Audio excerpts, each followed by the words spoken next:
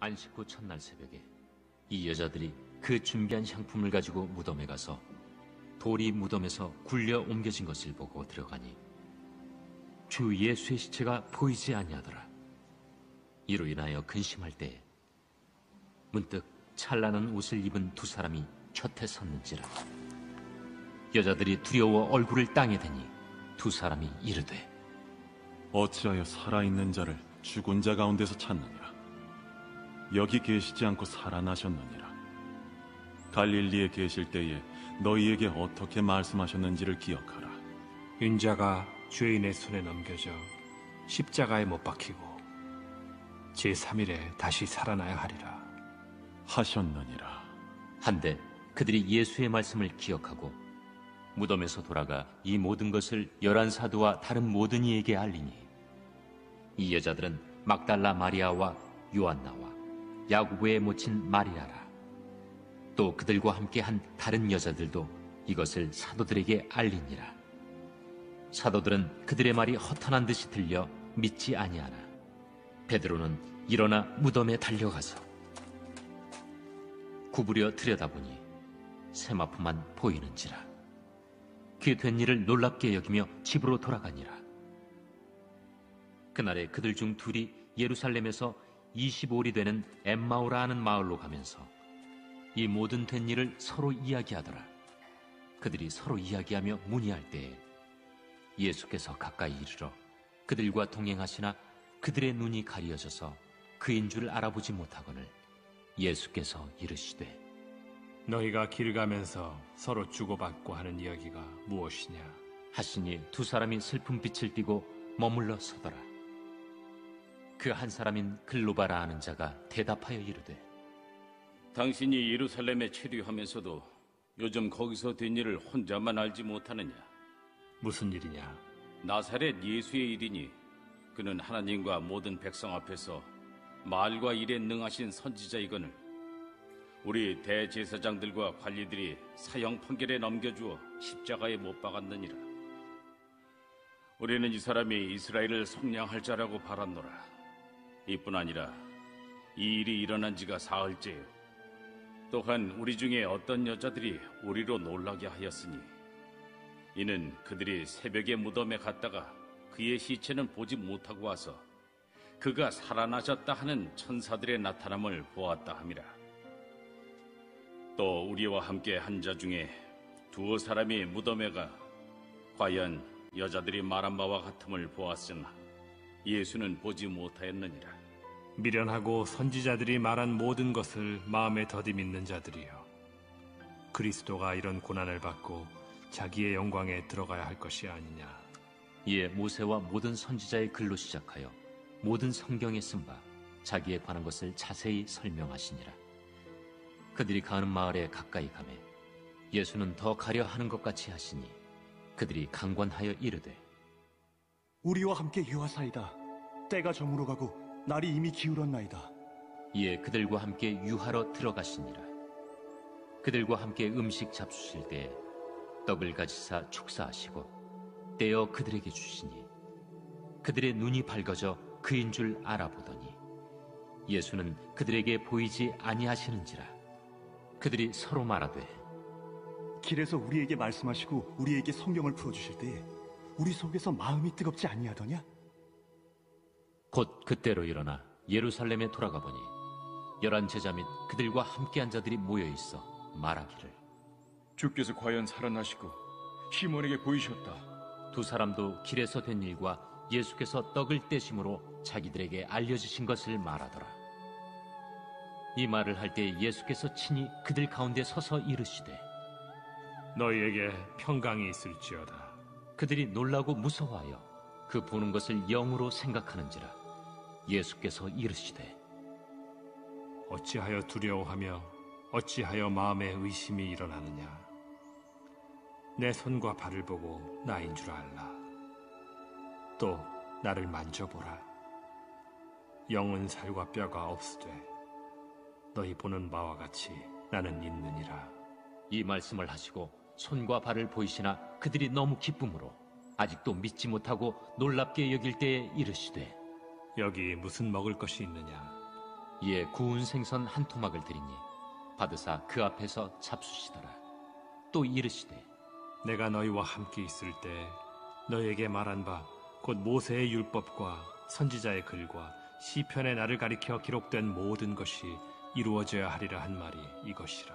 이에 그들의 마음을 열어 성경을 깨닫게 하시고 이같이 그리스도가 고난을 받고 제3일에 죽은 자 가운데서 살아날 것과 또 그의 이름으로 죄 사함을 받게 하는 회개가 예루살렘에서 시작하여 모든 족속에게 전파될 것이 기록되었으니 너희는 이 모든 일의 증인이라. 볼지어다 내가 내 아버지께서 약속하신 것을 너희에게 보내리니 너희는 위로부터 능력으로 입혀질 때까지 이 성에 머물라. 예수께서 그들을 데리고 베다니 앞까지 나가사 손을 들어 그들에게 축복하시더니 축복하실 때 그들을 떠나 하늘로 올려지시니 그들이 그에게 경배하고 큰 기쁨으로 예루살렘에 돌아가 늘 성전에서 하나님을 찬송하니라. 하겠습니다. 하나님 말씀은 구약성경 열왕기하 23장 21절에서 25절 말씀입니다. 다 같이 일어나서 하나님 말씀을 경청하겠습니다. 네, 하나님 말씀을 봉독하겠습니다. 왕이 뭇 백성에게 명령하여 이르되 이 언약책에 기록된 대로 너희의 하나님 여호와를 위하여 유월절을 지키라 하며 사사가 이스라엘을 다스리던 시대부터 이스라엘 여러 왕의 시대와 유다 여러 왕의 시대에 이렇게 유월절을 지킨 일이 없었더니 요시야 왕 18째 해에 예루살렘에서 여호와 앞에 이 유월절을 지켰더라. 요시야가 또 유다 땅과 예루살렘에 보이는 신접한 자와 점쟁이와 드라빔과 우상과 그 모든 가증한 것을 다 제거하였으니 이는 대제사장 hil기야가 여호와의 성전에서 발견한 책에 기록된 율법의 말씀을 이루려 함이라. 요시야와 같이 마음을 다하며 뜻을 다하며 힘을 다하여 모세의 모든 율법을 따라 여호와께로 돌이킨 왕은 요시야 전에도 없었고 후에도 그와 같은 자가 없었더라. 아멘. 이것은 하나님의 말씀입니다. 아멘.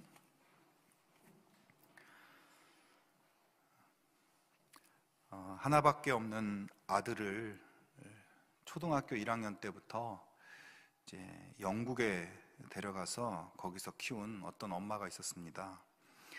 이분은 아들 교육을 위해서 정말 어렸을 때부터 많은 그런 희생도 하고 또 그렇게 집중해서 아들을 키워갔는데요. 그래서 이제 초등학교 1학년 때 남편과 떨어져 낯선 외국에서 오로지 아들에게만 집중하면서 그렇게 교육을 시켰습니다. 결국 그 아들은 세계적인 명문 대학교에 입학을 하게 되었고 엄마는 이 아들이 대학 기숙사에 들어가자 비로소 아들 뒷바라지를 위해서 힘들게 고생했던 것을 마치고 이제 외국 생활을 끝내고 한국으로 돌아오게 되었습니다. 그리고 나서 몇 년 후에 그렇게 자랑스럽게 여기던 아들에게 문제가 생겼다고 하소연을 합니다. 이 아들이 엄마의 마음에 들지 않는 어떤 여자랑 사랑에 빠졌다는 것입니다. 그래서 엄마는 아들을 달래보기도 하고 설득도 해보았지만 아들에게서 돌아온 말은 엄마에게 너무나 좀 충격적인 말이었어요. 이렇게 얘기했습니다. 엄마, 이제 엄마도 행복하게 사세요. 저는 유산 같은 것도 필요 없으니까 엄마 쓰고 싶은 거 다 쓰고 가고 싶은 거 다 다니시고요. 저를 위해 희생할 필요 없으시고 이제 제 일에 개입하지 말아주세요. 네, 이런 자식을 뭐하러 키웠는지. 또 이런 엄마도 있었습니다. 외동딸을 둔 어떤 엄마인데요. 이 엄마도 하나밖에 없는 딸을 정말 온갖 정성을 다해서 키웠습니다. 엄마의 인생을 딸에게 다 바치다시피 했어요. 결국 이 딸이 명문대에 합격해서 또 우수한 성적으로 졸업을 하고 이제 외국 유학까지 가게 되었습니다. 딸이 외국에 유학을 가서 정말 적응도 잘하고 또 그쪽 교수님들에게도 인정도 받고 유학 생활을 너무 잘하는 거예요. 근데 엄마의 기분이 묘했습니다. 딸이 외국 생활 적응을 잘해서 다행이고 참 좋았지만 엄마 없이도 아무렇지 않게 너무 잘 지내는 것이 왠지 섭섭하게 느껴졌습니다. 하루는 딸과 전화 통화를 했습니다. 아주 명랑하고 밝은 목소리로 전화하는 딸에게 엄마가 이렇게 말했습니다. 그래, 엄마 없이도 즐겁고 행복하다니 됐다. 엄마 못까지 즐겁게 지내라. 엄마에 대해서 아무 영문도 모르는 딸이 엄마 못까지 즐겁게 지내라는 그 말을 듣고 진지하게 이렇게 얘기했다고 합니다. 그 딸이, 아니야 엄마, 나는 내 몫만 즐거울 테니까 엄마도 엄마 몫으로 즐겁게 사세요. 자, 이 엄마들의 이야기는 어떤 수필집에 나온 실제 이야기들인데, 이 아들과 딸을 여러분 어떻게 생각하십니까?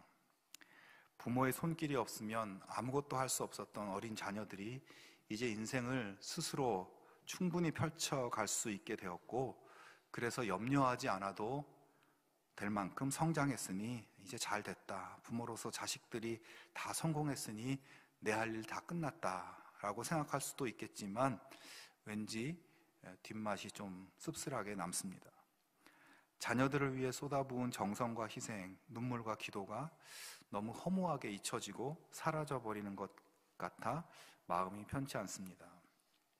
하나만 더 이야기해 보겠습니다. 16살에 시집을 와서 4명의 아들과 외동딸을 둔 어떤 엄마가 있었습니다. 근데 이 엄마의 4아들은 모두 가톨릭 신부가 되었고 또 외동딸은 수녀가 되었다고 합니다. 굉장히 독실한 그런 가톨릭 집안이었나 봐요. 4형제 중 막내 아들이 마지막으로 사제 서품을 받고 임지로 떠나는 날, 이 어머니는 아들에게 앞으로 살면서 힘들 때 풀어보라고 하면서 작은 보따리를 주었습니다. 아들은 임지에 도착한 첫날 이제 짐을 풀면서 어머니가 준 그 작은 보따리, 힘들 때 풀어보라고 하신 그 보따리에 도대체 뭐가 들었을까 너무 궁금한 거예요. 그래서 힘들 때 풀어보라고 했지만 그냥 그 자리에서 이 보따리를 풀어보았다고 합니다. 그 속에는 무엇이 들어있었을까요? 그 속에는 작은 베넷 저고리 한 장이 들어있는 것입니다. 그리고 그 위에 무학인 어머니가 삐뚤삐뚤하게 쓴 그런 편지가 놓여 있었는데, 편지에는 이렇게 적혀 있었습니다. 사랑하는 아들 막내 신부님, 이 베넷 저고리를 잘 보세요. 신부님은 원래 이렇게 작은 사람이었음을 기억하십시오. 그렇습니다. 우리는 모두 정말 손수건만한 베넷 저고리 크기밖에 되지 않는 아주 작은 존재들이었습니다. 하지만 부모님의 정성으로 어른이 되었고, 수많은 스승들의 가르침으로 지식과 지혜를 갖게 되었고, 또 이것저것 소유하게 되었습니다. 원래는 아무것도 가진 것이 없는 빈손이었고, 손수건 정도밖에 되지 않는 작고 빈 몸이었습니다. 여러분이 이 이야기를 들으면서 오늘 우리 자신을 한번 돌아보면 좋겠습니다.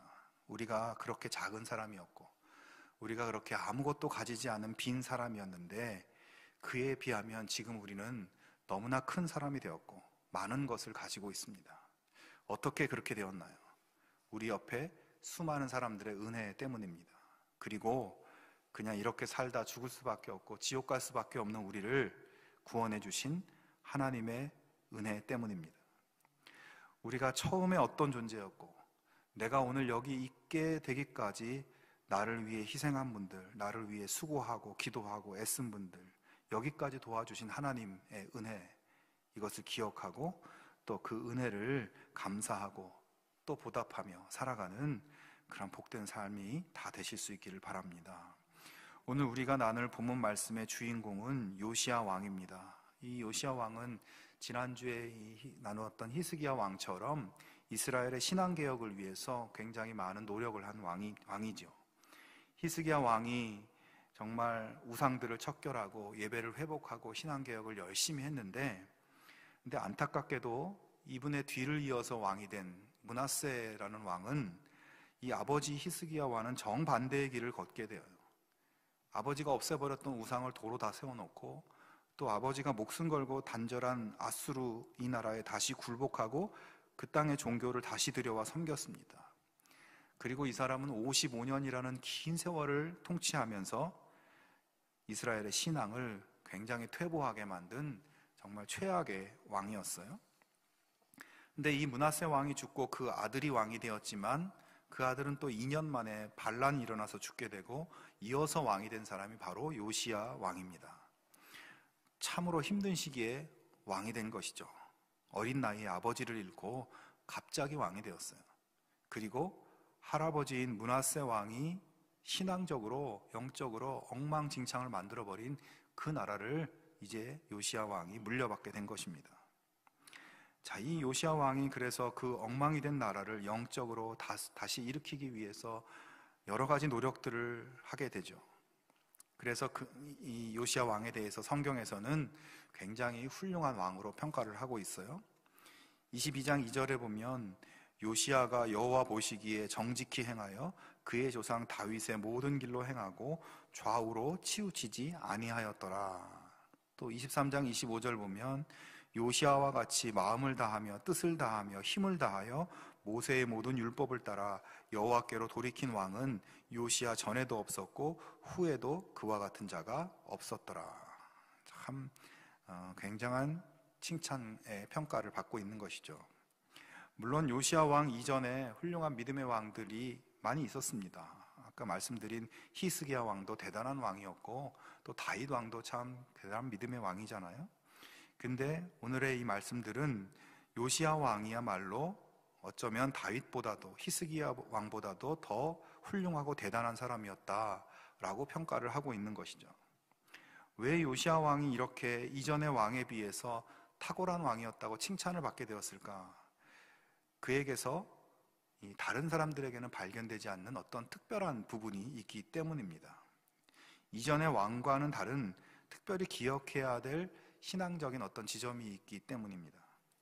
그래서 우리가 이 요시야 왕의 신앙개혁을 위한 노력들을 묵상해 보면 오늘 우리의 신앙생활에 어디에 초점을 맞춰야 되고 또 영적으로 느슨해지긴 우리의 신앙생활이 어떻게 다시 힘을 낼 수 있을지를 우리 요시야의 개혁을 통해서, 개혁의 이야기들을 통해서 우리가 교훈들을 좀 찾아볼 수 있습니다.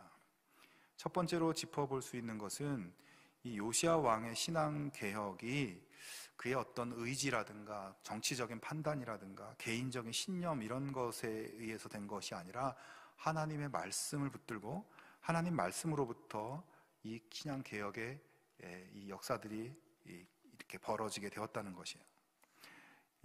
우리 오늘 읽은 열왕기라는 책 말고 역대기라는 역사책이 또 있는데요. 그 책에 보면 요시야 왕이 8살 때 왕이 돼서 16살 때 하나님을 비로소 찾게 되었다라고 되어 있어요. 그러니까 16살 때 아마 하나님의 은혜를 크게 경험한 것 같아요. 그래서 하나님을 비로소 16살 때 찾게 되었고 20살 때 우상을 제거하는 일들을 열심히 했다라고 되어 있어요. 그리고 26살 때 성전 수리를 착수하게 됩니다. 여기까지 이 한 일들은 다른 왕들도 다 했었던 일이에요. 근데 그가 이렇게 성전을 수리하다가 특별한 사건이 생깁니다. 바로 성전에서 모세가 기록한 하나님의 율법책이 발견된 것이에요. 여러분, 하나님 성전에 성경책이 있는 게 이거 너무 당연한 것 아닙니까? 하지만 이 당시 상황이 이게 당연한 일이 아니었어요. 마치 저 바다 깊은 곳에서 보물을 찾은 것처럼 수백 년 동안 성전 저 깊은 구석에 먼지 구덩이에 처박혀 있던 성경책이 발견이 된 그런 상황인 것입니다. 어떻게 보면 참 대단한 것 같아요. 하나님 율법책이 수백 년 동안 성전 어느 구석에 처박혀 있는 것을 아무도 모르고 있었던 거죠. 성전 수리를 하다가 우연히 발견된 거예요. 수많은 제사장들과 레위인들이 성전에서 생활하고 성전에서 있었을 텐데 어찌 율법책에 아무런 관심도 갖지 않고 그동안 율법책을 펴볼 생각도 않고 율법책을 찾지도 않았다는 것이죠. 자, 어쨌든 그렇게 제사장 hil기야가 율법책을 발견합니다. 그리고 이것을 왕에게 보고를 하죠. 왕 앞에서 이 책을 낭독하게 돼요. 요시야 왕이 율법의 말씀을 듣고 낭독하는 것을 듣고 어떤 반응을 보였을까? 22장 13절에 보면 이렇게 이야기합니다. 그 말씀을 듣고 나서 우리 조상들이 이 책의 말씀을 듣지 아니하며 이 책에 우리를 위하여 기록된 모든 것을 행하지 아니하였으므로 여호와께서 우리에게 내리신 진노가 크도다. 자, 지금 이스라엘 백성들은 하나님 말씀을 성전 구석에 어디다 던져놓고 잊어버리고 살아왔습니다. 그렇게 하나님을 펴지 않는 상태가 수백 년 계속되었어요. 여러분, 그렇게 되었으니까 얼마나 하나님으로부터 멀어져 있고 얼마나 영적으로 피폐해져 있었겠습니까? 얼마나 하나님 말씀과 상관없이 각자 자기 생각대로 세상 가치를 따라서 그렇게 살게 되었겠어요. 그래서 요시야 왕이 하나님 율법책을 읽으면서 그 속에 기록된 하나님 명령을 우리가 지금까지 얼마나 불순종하고 얼마나 지독하게 지키지 않고 얼마나 범죄하며 살아왔는지 이걸 깨닫고 깜짝 놀란 것입니다. 그리고 더 나아가서 지금 유다 왕국이 수많은 주변 나라들에 의해서 약탈당하고 고통당하고 괴롭힘당하고 이렇게 된 것이 결국 이 하나님 말씀에 제대로 순종하지 않는 우리의 죄악 때문에 이렇게 진노를 받게 된 것이라고 깨닫게 된 것입니다.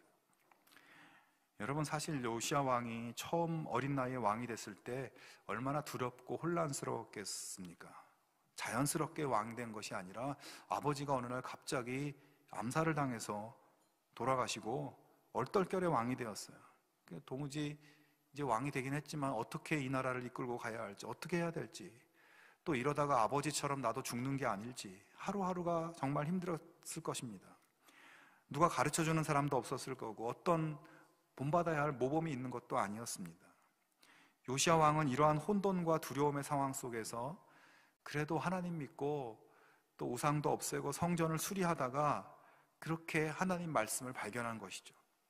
그리고 이제 그 말씀 앞에서 자기들이 얼마나 하나님의 뜻에서 벌어져 있었는지 이걸 깨닫고 하나님 명령하신 대로 분명하고 정확한 이 말씀의 기준을 따라서 좌우로 치우치지 않고 그렇게 신앙을 새롭게 하고 나라를 새롭게 해 나갈 수 있게 된 것입니다. 요시야가 이렇게 잊혀져 있던 하나님 말씀을 붙들고 가지 않았다면 그는 그냥 망해가는 유다 왕국의 또 한 사람의 왕으로 사라지게 되었을 겁니다. 하지만 하나님 말씀 붙들고 말씀의 기준으로 우상을 몰아내고 하나님께서 그렇게 이 역사에 요시야 같은 자가 없었다고 하는 그러한 말씀을 들을 만한 그런 왕이 되었던 것이죠. 사랑하는 여러분, 우리는 우리의 생활 속에 하나님 말씀을 어디에 두고 살고 있습니까? 우리의 삶의 어느 한 구석, 어느 보이지 않는 곳에 하나님 말씀이 혹시 잠자고 있지는 않습니까? 하나님 말씀 속에 길이 있고 하나님 말씀 안에 축복이 있는데 하나님 말씀이 우리의 삶의 능력인데 우리는 그 말씀의 가치를 깨닫지 못하고 아무데나 버려두고 가끔 한 번씩 참고 자료로 쓰고 있지는 않습니까? 여러분, 요시야 왕은 이렇게 하나님 말씀을 발견하고 그 말씀을 따라서 살려고 엄청 노력을 했는데 조금 나중에 요시야 왕의 이런 모습과는 아주 대조적인 어떤 사건이 있어요. 요시야 왕의 아들 여호야김 왕 때 있었던 일인데 이 여호야김 왕이 하도 죄를 많이 지으니까 예레미야 선지자가 이 왕에게 하나님 말씀이 기록한 두루마리를 전달해줘요. 근데 이 아버지 요시야는 하나님 말씀을 받아서 회개하면서 말씀 따라 이렇게 변화하기 시작했지만 여호야김은 선지자가 전해준 하나님 말씀을 칼로 베어서 불에 태워버립니다. 하나님 말씀 필요 없다는 거죠. 가만히 생각해 보면 요시야 왕도 하나님 말씀이 성전에서 발견돼도 그냥 무시하고 그건 다 수백 년 전 옛날 책이다. 지금 우리 시대하고는 맞지 않는다. 저 박물관에나 갖다 줘라. 요시야 왕도 충분히 그럴 수 있었던 것이죠. 하지만 그는 하나님 말씀을 변함없는 진리로 받아들이고 민족의 삶의 등불로 여기고 그 말씀을 따라서 나라를 이끌어가는 것입니다. 여러분, 우리는 하나님 말씀을 대할 때 어떤 자세로 대합니까? 하나님 말씀을 귀하게 여기고 그 말씀이 내 삶의 기준이 되고 이정표가 된다는 것을 인정하고 매일매일 그 말씀 앞에 겸손하게 서서 스스로를 돌아보며 반성하고 새롭게 결단하는 그러한 자세를 우리가 가지고 있습니까? 아니면 말씀 따로 삶 따로 그렇게 살고 있습니까? 말씀이 나에게 별로 의미를 주지 못해. 하나님 말씀, 성경책 이거 정말 수천 년 전 책인데 이게 오늘 내 삶에 어떤 영향을 줄 수 있겠어? 생각하며 그것을 그냥 묻어놓고 살고 있지는 않습니까? 우리 중에 여호야김처럼 하나님 말씀을 불태우고 이런 행동을 할 사람은 없겠지만 하나님 말씀을 대수롭지 않게 생각하고 필요를 별로 느끼지 못하고 그런 영적 침체 가운데 있다면 여호야김과 별로 다르지 않은 것입니다. 여러분, 나와 멀어져 있던, 내 삶의 한쪽 구석에 밀려나 있던 하나님의 말씀을 우리 삶의 중심에 옮겨놓을 수 있기를 바랍니다. 더욱 말씀을 사랑하고 말씀 앞에 가까이 나아가고 그 말씀으로 내 삶을 비추어 보고 잘못된 부분은 회개하고 말씀을 따라 살아가는 삶을 여러분 결단하며 살아갈 수 있기를 바랍니다. 그 길이 잘 되는 길이고 복받는 길입니다. 하나님 말씀이 좀 더 자주 내 손에 들려지고 자주 더 읽혀지고 자주 내 삶의 기준으로 이 말씀이 활용되면 활용될수록 우리의 삶은 더 복된 삶으로 달라질 것입니다. 여러분 삶에 분명히 놀라운 일들이 일어나게 될 것입니다. 두 번째로 생각해 볼 것은 요시야 왕이 하나님 말씀을 읽고 참으로 다른 왕들과는 독특한 어떤 이 일을 벌이는 것을 보게 돼요. 그것은 바로 유월절을 회복하는 것이었습니다. 21절부터 23절에 보면 왕이 뭇 백성에게 명령하여 이르되 이 언약책에 기록된 대로 너희의 하나님 여호와를 위하여 유월절을 지키라 하매 사사가 이스라엘을 다스리던 시대부터 이스라엘 여러 왕의 시대와 유다 여러 왕의 시대에 이렇게 유월절을 지킨 일이 없었더니 요시야 왕 18째 해에 예루살렘에서 여호와 앞에 이 유월절을 지켰더라. 자, 유월절이 어떤 절기인가요? 이스라엘 백성들이 애굽의 노예 생활에서 해방된 날을 기념하는 절기입니다.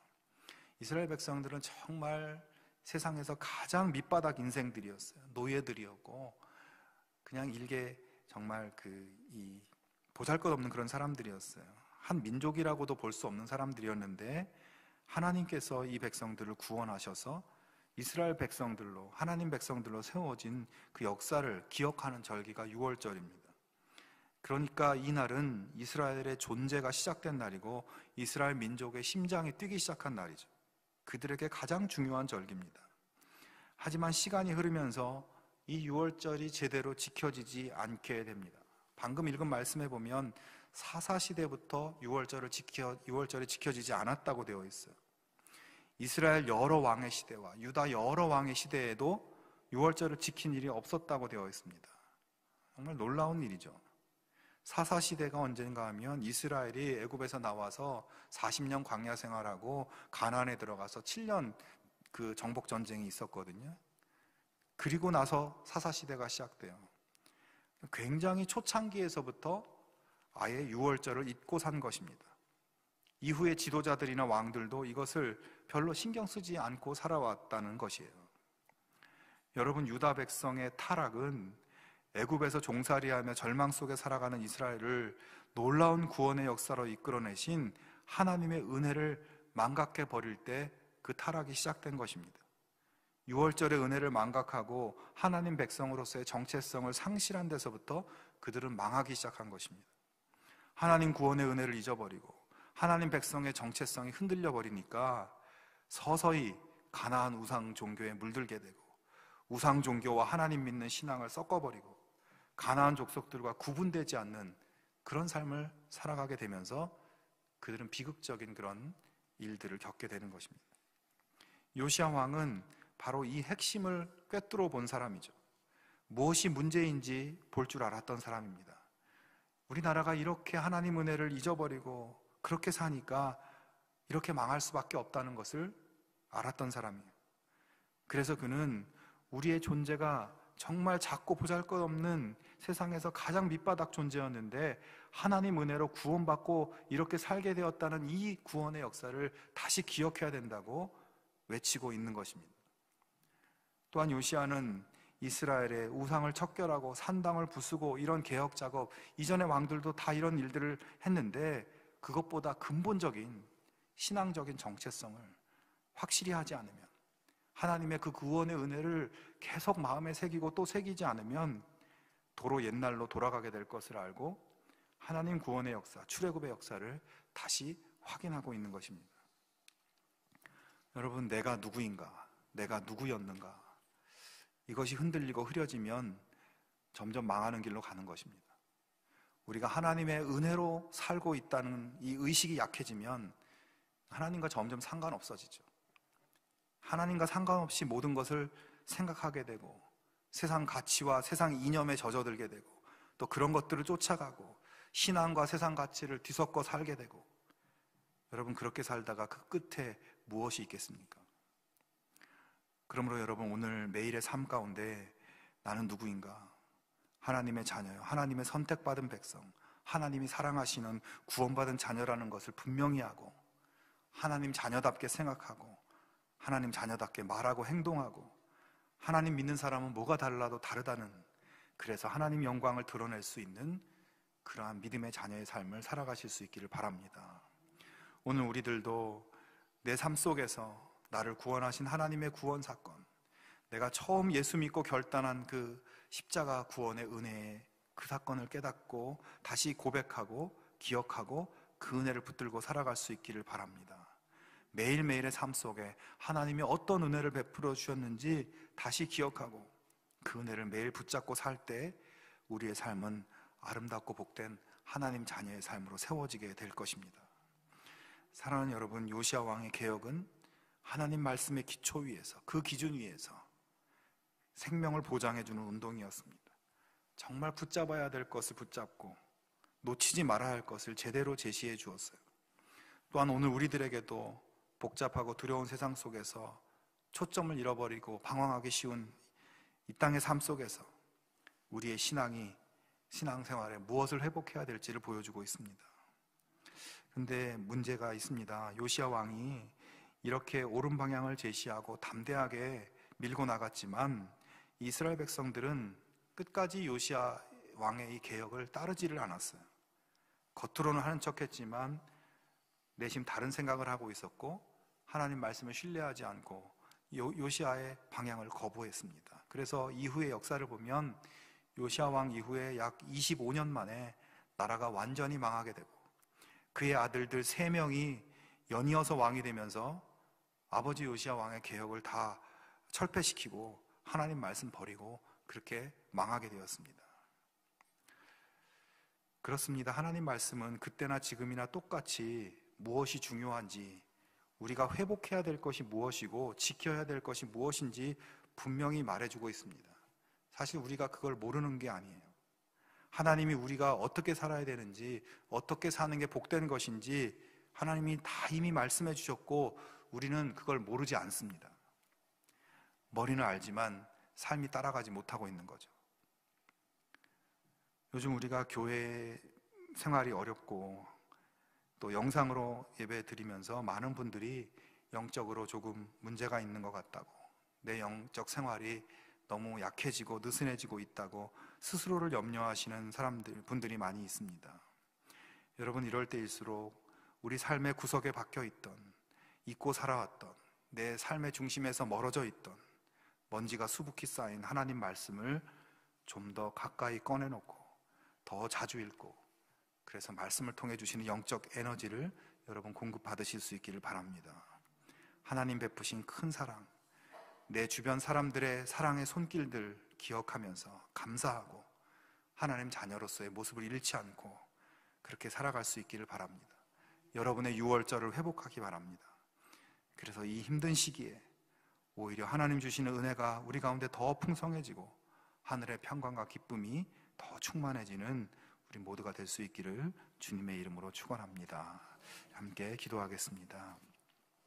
하나님 아버지, 이 혼돈과 두려움의 세상에서 우리에게 빛을 비춰주시고 우리의 나아갈 방향과 삶의 기준이 되는 하나님의 말씀, 그 말씀을 우리가 더욱 사모하고 더 자주 읽고 묵상하고 그 말씀 따라 적용하며 살아갈 수 있도록 우리의 생각과 의지와 삶을 주장하여 주시옵소서. 말씀을 따라 살아갈 때 베풀어질 하나님의 놀라운 축복을 기대하며 살아가게 하여 주시옵소서. 매일매일의 삶 속에서 더 겸손하게 하나님이 나에게 베풀어 주신 놀라우신 은혜, 또 내 주변의 사람들의 그 사랑의 손길과 섬김의 손길들을 감사하며 기억하며 살아갈 수 있게 하여 주시옵소서. 예수님의 이름으로 기도하옵나이다. 아멘.